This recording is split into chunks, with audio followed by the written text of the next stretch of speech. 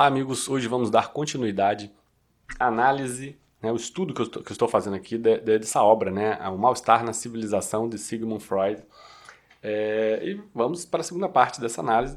Aqui ele fala, podemos apenas manter a afirmação de que a preservação do passado na vida psíquica é muito mais a regra do que uma exceção. Ou seja, mantemos na memória muito do que não temos consciência de que está na nossa memória, né? Sabemos muito do nosso conhecimento não passa no plano da consciência, nós não sabemos que conhecemos, mas conhecemos, e pode ser acessado, obviamente, via hipnose, regressão, enfim. Quando nos dispomos a reconhecer em que muitas pessoas existe um sentimento oceânico e tendemos a situá-lo lá atrás no passado, numa antiga fase do sentimento do ego, surge aquela outra dúvida, né? Que aqui ele está falando do sentimento oceânico que redunda aí na necessidade de religiosidade, da dispersão do ego no todo, ou o sentimento do todo dentro do ego, enfim, é uma via de mão dupla, né? Então surge aquela outra dúvida, por que esse sentimento deveria ser visto como a fonte das necessidades religiosas, né? Então por que esse sentimento que, de acordo com Sigmund Freud, vem desde da primeira infância, ali quando você não tem consciência exata dos limites do que é você e do que é o mundo exterior, né? Porque esse sentimento é dele que se deriva a necessidade religiosa. Bom, ele coloca aqui, né? Para mim, essa condição não parece ser obrigatória. Um sentimento só pode ser uma fonte de energia quando ele mesmo é a expressão de uma fonte de uma forte necessidade. Quanto às necessidades religiosas, parece-me inegável que elas derivam do desamparo infantil e do consequente desejo de ter um pai. Então veja, a comparação que Sigmund Freud faz da necessidade religiosa, e veja, eu vou fazer um adendo aqui, claro, né? Religião é diferente de espiritualidade, né?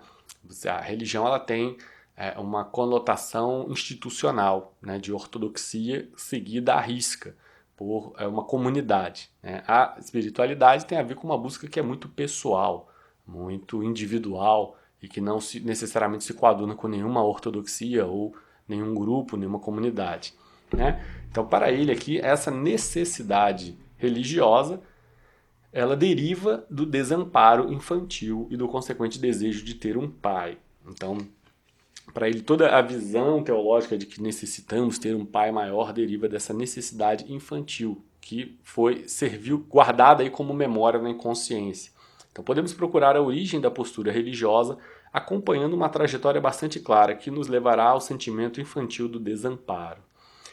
Esse ser uno com o universo, que é o seu conteúdo conceitual, apresenta-se a nós como a primeira tentativa de um consolo religioso, como mais um caminho à negação do perigo que o ego reconhece como ameaça do mundo exterior. Outro amigo meu, cuja ânsia irrefreável de conhecimento impelia experiências mais incomuns, né, finalmente o levou a se tornar um onisciente. Assegurou-me que na prática do yoga, né, com o desligamento do mundo exterior e a atenção concentrada nas funções corporais e também por meio de certas práticas respiratórias, podemos despertar novas percepções e sentimentos bem mais amplos que ele entende como regressões a estados psíquicos muito antigos e primitivos, há muito encobertos, né? Então veja que interessante, né? Aqui o Freud está admitindo algo que o Jung já fez declaradamente, né? A sua ligação com a filosofia oriental, né? Com, por exemplo, aí a religião Bon, né? O lamaísmo, né? O budismo. Né? Então, diante aqui, justamente a prática do yoga, né? Através da prática do yoga, você recupera aí planos de consciências que são primitivos e foram esquecidos. E aí você, por esse estado de regressão a estados psíquicos muito antigos que estão encobertos, você consegue um desligamento do mundo exterior, né?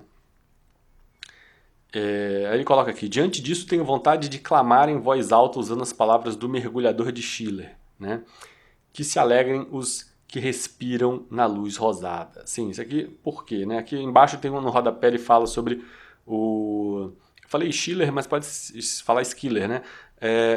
Aqui, o Mergulhador é um poema do poeta alemão Friedrich Schiller, em que um jovem mergulha no mar para buscar um cálice atirado pelo rei. Ao conseguir trazer o objeto à superfície, o intrépido jovem clama, longa vida ao rei, Que se alegrem os que respiram na luz rosada. O monarca desafia o rapaz a um segundo mergulho, em que o pobre acaba se afogando, né? Ou seja, ele é uma história do poeta Schiller que mostra aí que você pode comemorar um milagre logo em seguida, ao querer abusar da sua fé, você acabar morrendo, né? Então aqui ele põe aqui, ele foi ao ego primitivo e voltou. Quem está colocando isso aqui é uma anotação minha, né? Ele foi ao ego primitivo e voltou. Eu estou explicando o uso desse trecho do poema de Schiller por Sigmund Freud, fazendo referência ao amigo que fez yoga e trouxe a concepção para o Freud, né, de como é o yoga, esse desligamento com o mundo exterior. Então, de acordo com Freud, esse amigo, né, foi ao ego primitivo e voltou.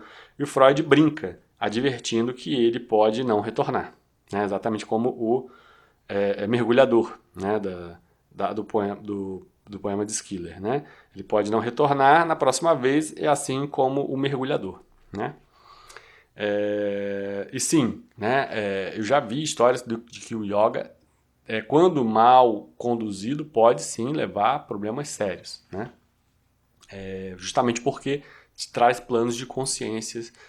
Você pode aprofundar ainda mais, regredir ainda mais para planos de consciência de outras vidas, fazer regressão propriamente dita através de hipnose. E o yoga te traz aí, às vezes, para uma sensação de útero materno, aquele conforto, enfim. Eu nunca fiz yoga, estou falando de leituras, tá? Não de experiência própria. Vamos ao capítulo seguinte. Daquilo que o homem comum entende como sua religião, né? O sistema de doutrinas e promessas que, por um lado, esclarecem-lhe os enigmas deste mundo com invejável perfeição e, por outro, asseguram-lhe uma providência protetora que zela por sua vida, garantindo também que os seus eventuais fracassos sejam compensados numa existência no além. O homem comum não consegue imaginar essa providência a não ser na pessoa de um Pai grandioso e supremo. Só alguém assim pode conhecer as necessidades do ser humano, comover-se com pedidos, apaziguar-se diante dos sinais de seu arrependimento. Então aqui para Freud, né, essa visão religiosa visa entender que você está sendo protegido, tendo sua vida zelada pela providência e que você vai ter no pós-vida uma recompensa por fracassos que você obteve em vida ou sacrifícios que você fez em vida, né? E aqui ele coloca: torna-se doloroso pensar que a grande maioria dos mortais nunca conseguirá elevar-se acima dessa concepção de vida. É mais vergonhoso ainda saber que uma grande parte dos contemporâneos reconhece que a religião não se sustenta, mas procura defendê-la pouco a pouco em lamentáveis tentativas de evasão, algo com o qual eu tenho algum nível de discordância com relação ao Sigmund Freud. Eu sou uma pessoa que, apesar de não religiosa, costumo elogiar a religião. Eu tenho a minha espiritualidade, que é individual, né? Mas o Freud é alguém claramente ateísta, né? E aqui ele põe aqui, porque, né, eu que anotei, né, o cristianismo versus o ateísmo, a exclusão de outras. Sim, ele não considera aqui a possibilidade de uma espiritualidade, como considerou o Jung, né, o seu discípulo, o discípulo do Freud, considerou, aí teve a sua própria espiritualidade, buscou inclusive nas filosofias orientais essa espiritualidade, da onde nasce aí a regressão, da onde nasce os planos de consciência, e inclusive da onde Freud se inspirou, né, isso que é o curioso, né, Freud está negando tanto aqui a religião, mas ele mesmo se inspirou para, por exemplo, formular o complexo de Édipo. Está muito inspirado no lamaísmo, né? Que coisa. E aqui vem, né? O Freud cita aqui o Goethe, né? Ele cita o Goethe num trecho de Zamenschenian, né? Abre aspas: quem tem ciência e arte também tem religião. Quem não tem nenhuma das duas, que tenha religião, né? O Goethe já é alguém com uma visão contrária, sem dúvida, uma visão mais a favor da religiosidade. Né? Então aqui ele coloca: continuando com Freud, né? Tentaremos avaliar a sua frase por um caminho especial. A vida, tal como nos é imposta, é difícil demais para nós. Ela nos traz dores demais, decepções demais, tarefas insolúveis. Para suportá-la, não podemos prescindir de paliativos. Então é uma visão de religião enquanto paliativo, né? Eu acho, assim, tem parcela de razão para muitas pessoas, mas para outras não. Acho que há uma busca genuína pela compreensão da verdade, a teologia, né? Como compreensão da realidade. É, é, e, e nisso eu elogio muito a espiritualidade, não necessariamente a religião, porque a religião ela se fecha a interpretações, né? Ela põe uma ortodoxia ali, está fechada, qualquer coisa que seja um pouco diferente daquilo cai no ostracismo, né? Ou é perseguido, enfim. Já a espiritualidade não, ela está aberta ali buscando qual o melhor caminho.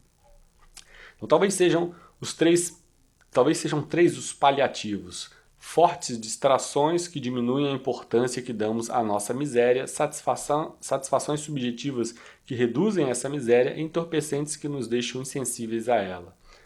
Voltaire recomenda a distração quando finaliza a história de seu personagem Cândido, aconselhando que cada um trabalhe no seu jardim. A atividade científica também pode ser uma distração desse tipo. As satisfações substitutivas, como aquelas fornecidas pela arte, são ilusões que se contrapõem à realidade, mas não são menos eficazes psiquicamente. Os entorpecentes influenciam nosso corpo, eles modificam sua química. Não é fácil determinar o lugar da religião nesse grupo, né? Porque a religião estaria ali entre distração, né? Entre substitutivo, ilusões, né? Ou mesmo aqui entorpecentes, né? Está ali atuando um pouco em cada uma dessas possibilidades que o Voltaire, quando escreveu Cândido, já havia recomendado, né? Enquanto distração, no caso particular. Mas são fortes, o que? Paliativos na visão de Freud, que diminuem a importância que damos à miséria, né? E à dor, ao sofrimento. O Nietzsche falava um pouco, né, da ideia de a religião traz significado ao sofrimento, né? Essa visão ateísta, muito ateísta, também Nietzsche, né? Então, o objetivo, o propósito da religião é que não soframos sem que haja um significado, né? De acordo com Nietzsche. A pergunta pela finalidade da vida humana foi feita inúmeras vezes e nunca obteve uma resposta satisfatória. É apenas a religião que sabe responder à pergunta por uma finalidade da vida, né? E sim, aí que está o detalhe. É muito pessoal. Eu acredito que essa busca da religião como finalidade da vida, para mim, ela é uma busca equivocada. É uma visão pessoal minha. Eu acredito que o significado não deva necessariamente ser dado por um ente maior, sobretudo se ele for benevolente e onipotente, onisciente. A tendência é que ele deixe que nós possamos, aí, no nosso livre-arbítrio, produzir significado, né? Essa é a minha visão, mas é muito peculiar. O que as pessoas revelam como sendo a finalidade e o propósito de suas vidas? Elas buscam a felicidade. Essa busca possui dois lados, uma meta positiva e outra negativa. Por um lado, elas querem a ausência da dor e do desprazer. Por outro, a vivência de fortes sentimentos prazerosos. O que determina a finalidade da vida é simplesmente o programa do princípio do prazer. Esse princípio rege o desempenho. Sim, então, veja, aqui ele já começa a psicologicamente associar o prazer como o significado da vida, né? E disso deriva, inclusive, o conceito muito contemporâneo de bem-estar social como meta, né? Sociológico. Conceito que eu particularmente não sou muito afeito, né? Ele é totalmente inexequível, ele põe aqui. Todas as instituições do universo lhe são contrárias. Podemos até dizer que o propósito do homem de ser feliz não faz parte do plano da criação. Aqui já vem um detalhe, né? A confusão de ser feliz com prazer, né? Essa associação que as pessoas hoje em dia fazem, se você está falando em ser feliz, você está falando em ter prazer. Não, não necessariamente é a mesma coisa. A filosofia oriental nega totalmente essa visão, né? Ser feliz é ter bem-estar. Não necessariamente. O que chamamos de felicidade, no sentido mais estrito da palavra, tem origem na satisfação momentânea de necessidades muito reprimidas, de acordo com sua natureza. Então, a visão de felicidade aqui para Freud, né, está muito ligada ao bem-estar e ao prazer enquanto consumado. Né? Enquanto você estiver consumando o prazer, você está feliz. Né? Então, o que chamamos de felicidade no sentido mais estrito da palavra tem origem na satisfação momentânea de necessidades muito reprimidas, de acordo com sua natureza, somente possível com o fenômeno episódico. Né? Daí vem muito da visão freudiana de sexualidade em tudo. Né? Justamente porque o significado da vida para ele está nesse prazer. Então, toda continuidade de situação desejada pelo princípio do prazer produz apenas um cálido sentimento de bem-estar. Somos feitos de modo a conseguirmos desfrutar intensamente apenas dos contrastes e muito pouco do estado em si. Então, vem daquela visão de que, até parecida com Nietzsche, né, de que a felicidade é quando você vence um estado de resistência, né? Então não existe propriamente o estado em si, não é ele que te traz felicidade, mas é quando você passa transita de um ponto a outro. Né? Aqui o Freud fala algo parecido, né? Na felicidade, né? Quando o sentimento de bem-estar somos feitos de modo a conseguirmos desfrutar intensamente apenas dos contrastes, né? Você passando de um ponto a outro extremo, né? Você fazendo um movimento, no sentido de que, por exemplo, se você tem um terrível desprazer na vida e você remove ele, você naturalmente vai ficar feliz. Né? Vai ficar feliz por um breve momento, porque daqui a pouco normaliza-se a ideia de que você não precisa ter aquele estado de sofrimento e ao se normalizar, essa felicidade se dissipa e você vai ter que buscar mais prazer para poder voltar a ser feliz. Né? Então é essa a visão de um estado a outro. Né? A felicidade ela tem uma dinâmica, é isso que o Freud quer dizer. O Nietzsche também falava sobre isso, né? Você tem que vencer uma resistência. Então, muito menos dificuldades apresenta-nos a experiência do desprazer. O sofrimento nos ameaça de três lados. Primeiro, a partir do próprio corpo, que destinado à decadência e à dissolução não pode prescindir nem mesmo da dor e do medo como sinais de advertência. Segundo, do mundo externo, que, com forças poderosas, inexoráveis e destruidoras, pode enfurecer-se contra nós. E, finalmente, em terceiro lugar, a partir dos relacionamentos com outras pessoas. Então, o mundo externo aqui que nos oferece aí níveis de agressão, de hostilidade, de desprazer, né? Ele coloca aqui, né? Três maneiras de sofrer, né? Primeiro, o próprio corpo é uma janela de sofrimento, né? Física, né? Ou até mesmo psíquica. Né? O segundo aqui, o mundo externo com forças poderosas e destruidoras. Você, por exemplo, tem a sua casa alagada, destruída, então o mundo externo também te oferece uma janela de sofrimento. E, por fim, é relacionamento com outras pessoas. Né? As pessoas vão lá e te frustram, né? Ou te abandonam, ou te humilham, enfim. São todas portas aí, janelas para você sofrer. O próprio princípio de prazer transforma-se num princípio de realidade mais moderado quando já nos consideramos felizes, livres da infelicidade, tendo superado o sofrimento. A tarefa de evitar o sofrimento empurra a um segundo plano a de obtenção do prazer. Então, sim, se você sofre, a primeira coisa é você quer deixar de sofrer. Né? Depois você vai pensar em ter prazer. Até porque, sim, você pode pensar. Né? Masoquistas, sobretudo, apreciam essa forma de prazer, né? Com a remoção do sofrimento. Né? O isolamento voluntário, o afastamento das pessoas é a proteção mais fácil contra o sofrimento que pode surgir decorrente da dificuldade nos relacionamentos humanos. Então veja, ele aqui está falando sobre o isolamento voluntário, o afastamento das pessoas, é a proteção mais fácil contra o sofrimento que pode surgir decorrente das dificuldades do relacionamento humano. O Henri Thoreau, um exemplo, né, o Ted Kaczynski, né, você tem o Alexander Supertramp, né, pessoas que buscaram aí um isolamento voluntário por muita frustração com a sociedade. Né? Entenda-se, a felicidade que podemos alcançar por esse caminho é a tranquilidade. Né? Então a tranquilidade passa a ser a possibilidade de felicidade para quem busca um isolamento voluntário. Né?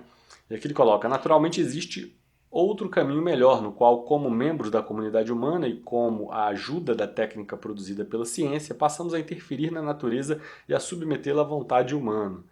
Porém, os métodos mais interessantes de prevenção do sofrimento são os que tentam interferir no próprio organismo.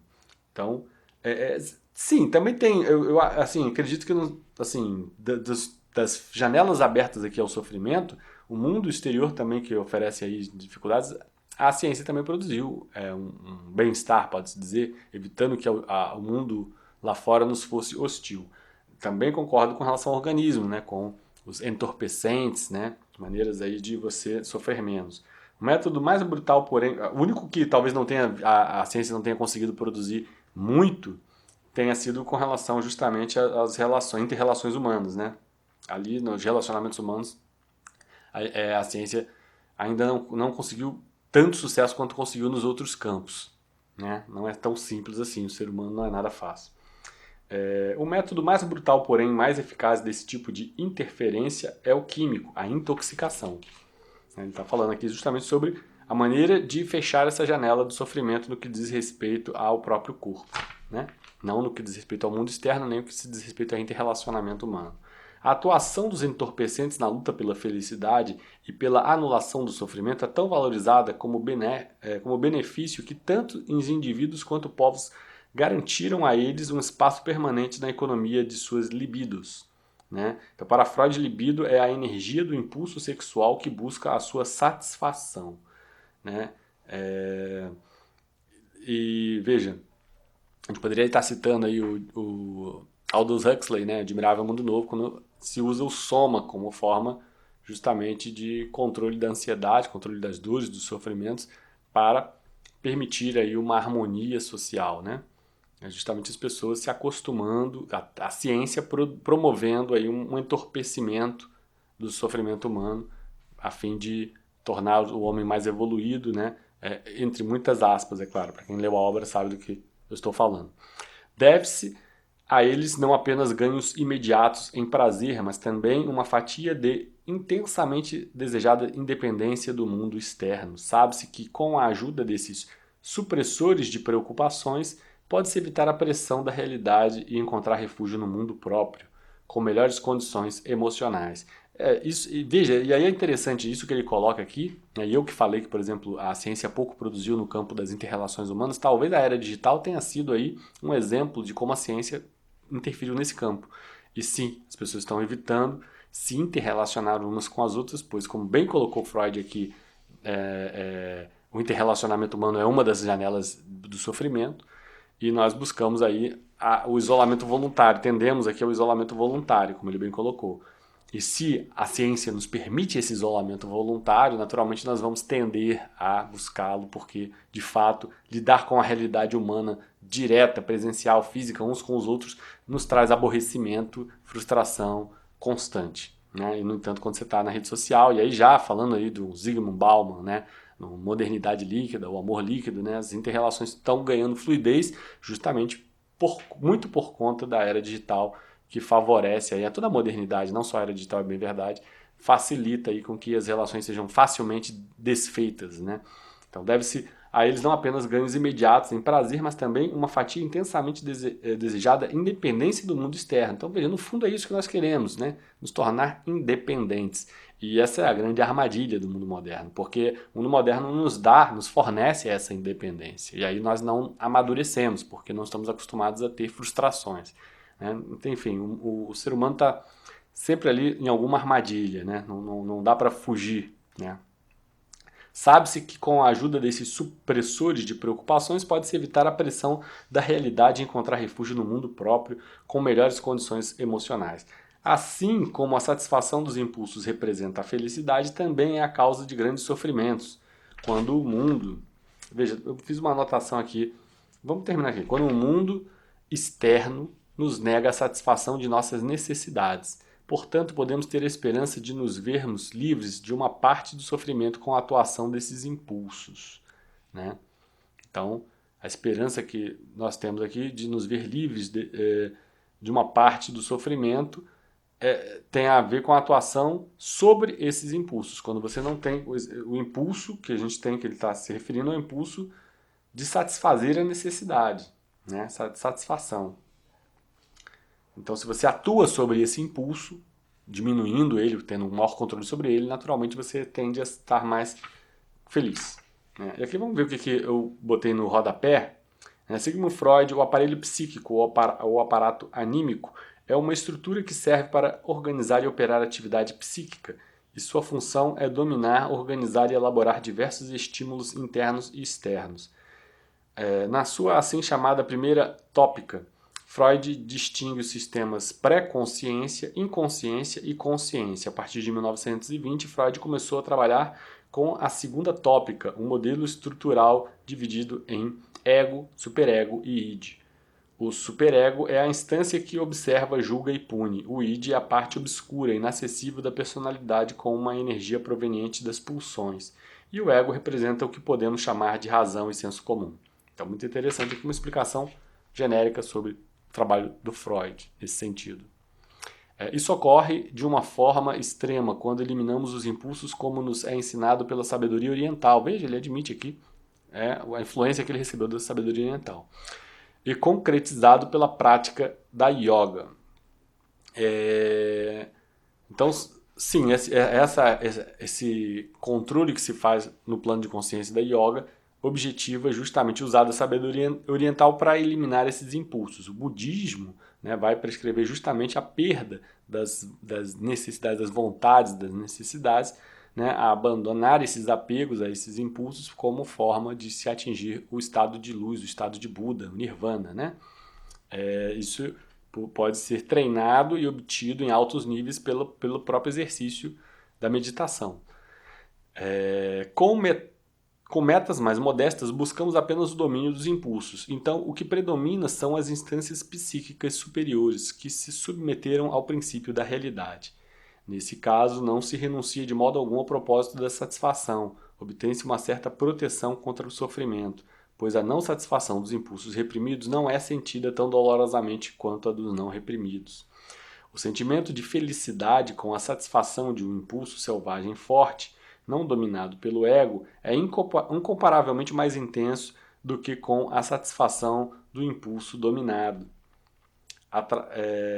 Então, veja, exatamente isso. Ele coloca que o nível de satisfação, ou do que ele chama de felicidade, mas a gente pode chamar de prazer, é muito maior quando você não tem o seu ego dominado. E você consegue ali atingir a plena realização do seu impulso. Porém, quando você oscila menos, e aí já usando um Hermes Trismegisto, quando você oscila menos, você está menos suscetível às baixas também. Você vai alcançar menos pontos altos da oscilação, porém você vai estar menos suscetível às baixas, então naturalmente você vai estar mais controlado.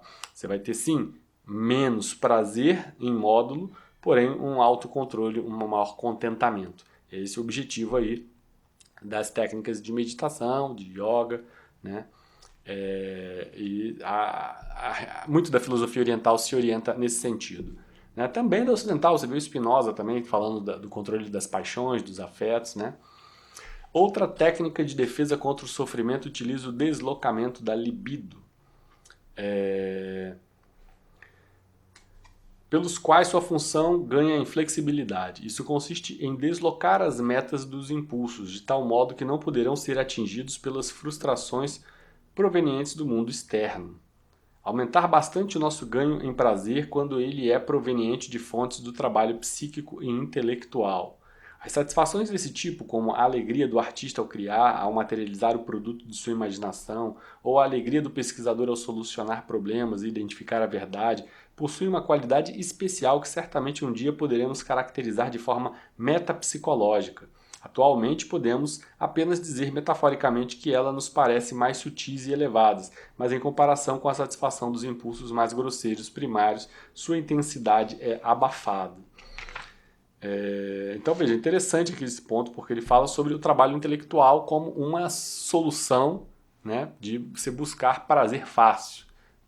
Algo que eu exorto muito, acho que sim, não só a atividade intelectual, a arte, de uma maneira em geral, são geralmente pontos que não tem escassez, você não tem escassez de arte, escassez de possibilidades de elevação do intelecto. Então você naturalmente não tem grandes disputas, grandes frustrações, e você consegue sim um estado de satisfação muito bom e fácil de ser alcançado. Por isso, é uma forma muito interessante de elevar o seu plano de consciência e obter proveito. Mas sim, Freud coloca que diante de impulsos primitivos, né, essa forma sofisticada de se atingir prazer, ela é fraca. Né? Você, sem dúvida, você está ali lendo um livro de Freud, ou de Nietzsche, ou de Kant, ou de Hegel, né? E tem a sua vizinha gostosana começa a fazer striptease, você vai se distrair. Né?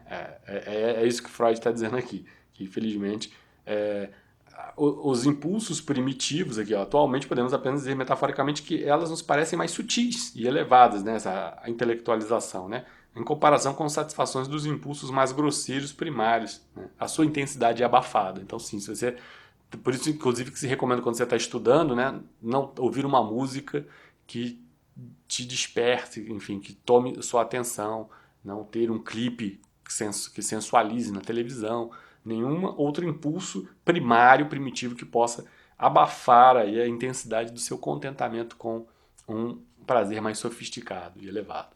Né? Assim como também você pode pensar isso em nível gastronômico, né? Uma comida de sabor mais leve, sofisticado, pode ser abafado com tempero pesado, que senão você não vai sentir, não vai apreciar os altos sabores. São comparações que eu estou fazendo aqui para enriquecer aqui a obra do Freud, mas esse vídeo está se estendendo muito, de forma que eu pretendo interromper por aqui. Espero que esse vídeo tenha sido proveitoso para você que está me assistindo. Muito obrigado, até a próxima. Esse é um canal de estudos e reflexões. Os estudos estão sendo publicados às terças e quintas às 8 da manhã, as reflexões aos sábados às 14 horas. Se você gosta do nosso conteúdo, se inscreva, curta, compartilhe e, sobretudo, nos agracie com o seu comentário. Caso ache que o conteúdo mereça receber um apoio, o endereço do nosso Pix está disponibilizado no campo de descrição dos vídeos. A propósito, convidamos você a participar do grupo de amigos. Você não precisa ficar solitário nesse caminho de estudos. Juntos, podemos trocar ideias, influências, livros, dicas e até um bate-papo informal.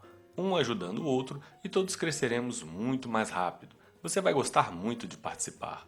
Além disso, recomendamos que você aprecie nossas playlists com nossos vídeos separados por tema, formato e autores, de forma a tornar o seu estudo ainda mais didático. Por fim, indicamos nosso blog, amplomagazine.blogspot.com. Nele, você acompanha os ensaios que escrevemos sobre os mais variados temas e que fundamentam muitos dos nossos vídeos aqui do canal. Esperamos que goste do conteúdo. Obrigado por chegar até o final do vídeo. Até a próxima!